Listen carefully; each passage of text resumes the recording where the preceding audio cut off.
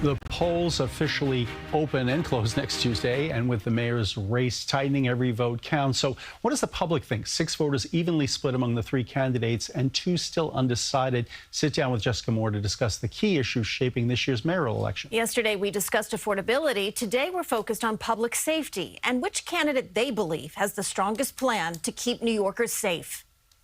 In a city of 8 million people, safety is always going to be a huge concern. What makes your candidate the best candidate to make New York City safer? Mr. Sliwa, who has literally his entire adult life has been dedicated to being a good Samaritan in a patrol group, basically, with the Guardian Angels, and it's why we kind of all know him. It's why he's a local celebrity. Cuomo wants to add 5,000 more officers. Sliwa wants to add 7,000 more officers. So obviously both of those candidates are prioritizing the number of police on the streets. One of the reasons why I am voting for Cuomo, because he plans to hire thousands of new cops. We could deploy as much police officers as we want. However, if they're not sure what they're going to execute, it's not going to be beneficial to any of us. I also believe that positioning police on the subway isn't necessarily facilitating the best result we want. They have to be trained to know how to deal with a specific situation. I was in the Marine Corps before. I know what patrolling looks like, and police officers don't really do anything but stand on the phones and just stay there.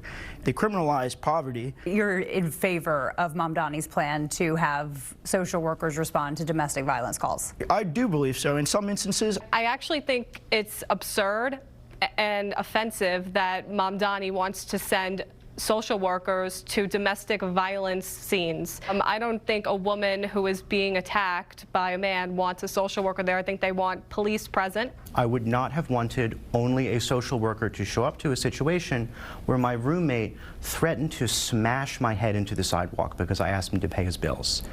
I wanted the police to come. The police did come. We need more police officers. We probably need to pay them more, and we need to give them more training. Across the city, we have revolving door justice. So a cop can arrest and bring someone in, but if the charges don't stick and if there's not a criminal justice process that actually brings about accountability, then there's nothing the cops can do. You're talking about bail reform, it sounds like. Exactly, which is above the mayoral level, exactly. but still but a who relevant was governor point. when there was bail reform, and who also advocated for bail reform. The other 2 candidates in this race that were not Mr. Sliwa. You don't know when to depend on police and when to not depend on police due to their presence and their implementation of certain policies. Although I am voting for Zohran Mamdani, I don't believe there should be something like another Daniel Penny situation where somebody does stand up and then they get criminalized for it because they're kind of not making it easier for anybody to stand up for anybody. You know, I have a wife and kids. My job's to go home to them. Let me just check in with Billy.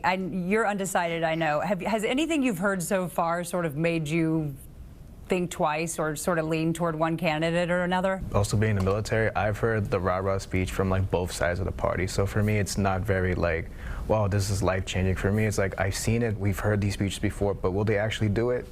Or is it a matter as soon as they get office, they're like, all right, the people who voted me, thank you. See you guys in 4 years when I gotta like redo this again.